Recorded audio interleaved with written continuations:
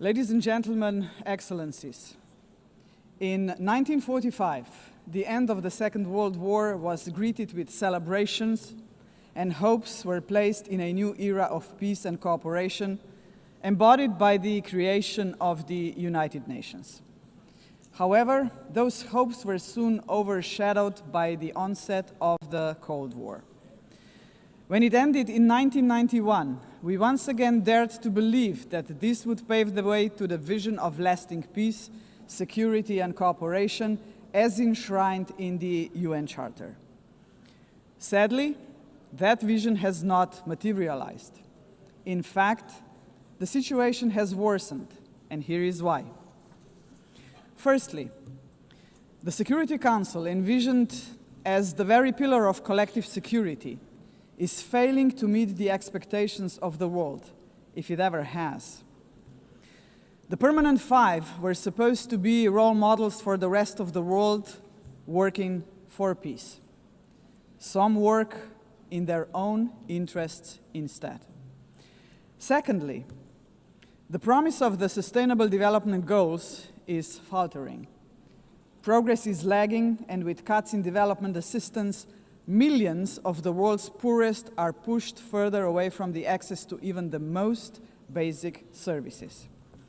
Thirdly, international law appears to stand at the precipice of irrelevance. The independence of elected international judges, the integrity of human rights institutions, personal security of human rights defenders, and the authority of this organization are under siege. Fourthly, the Genocide Convention risks becoming a relic of the past. Some states have put the International Criminal Court to its greatest challenge ever. Its prosecutors, whose only duty is the pursuit of justice, and its judges, whose responsibility is to uphold the law, our international law, now face sanctions and intimidation. As if the states that sanction them would prefer to shield the alleged perpetrators of atrocities rather than confront the truth and help deliver justice. Fifthly, the landmark opinion of the International Court of Justice affirming that international law obliges states to prevent harming the climate already feels obsolete. And finally, states are withdrawing from the Paris Climate Agreement, from the Ottawa Treaty, and from the UN agencies, or simply cutting their finances. Each such act chips away at the support for multilateralism, a system designed not for the powerful few, but for the benefit of all of us. Madam President, how are we to explain these trends to our electorates, to our people, and above all, to our children? Shall we tell them that this is the new normal, that might makes right, that the strong may seize what they want, because they can, that they can kill with impunity, because they can, that they may pollute, wage wars, and trample on international law, just because they can? Are we prepared to look our children in the eyes and say, "This is the world you will inherit, and there is nothing we can do about it"?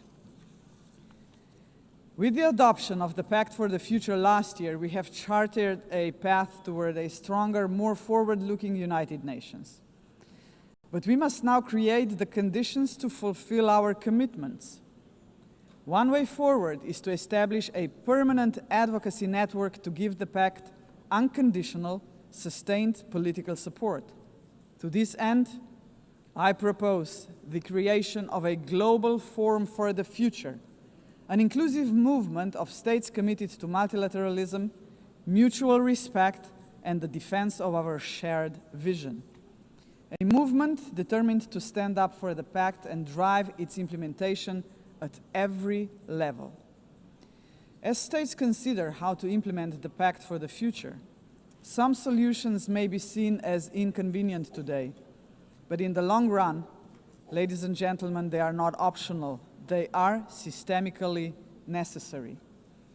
The first example is the reform of the Security Council. We all recognize that it is the principal organ entrusted with the maintenance of international peace and security. But what it is not, and must never be, is a body that stands above international law to defend the interests of some at the expense of others. Jus cogens norms must be safeguarded as a matter of principle. If the prohibitions against genocide and crimes against humanity are accepted as jus cogens norms, can any permanent member claim a legitimate veto right in such circumstances? Member states have attempted to address this question through many reform proposals, but with minimal progress. This is why we must dare to go further now. We, the General Assembly, must take a bold step and request an advisory opinion from the International Court of Justice on this very question. Second, we must confront the gap between our words and actions on gender equity. Progress has been made, but far too modestly. Over the past 80 years, 13% of leaders in multilateral organizations have been women. And no woman has ever served as Secretary General of the United Nations. And this, ladies and gentlemen, must change. So, Excellencies, ladies and gentlemen, let us make history. Today, the 80th session of the General Assembly is led by only the 5th woman to hold the presidency.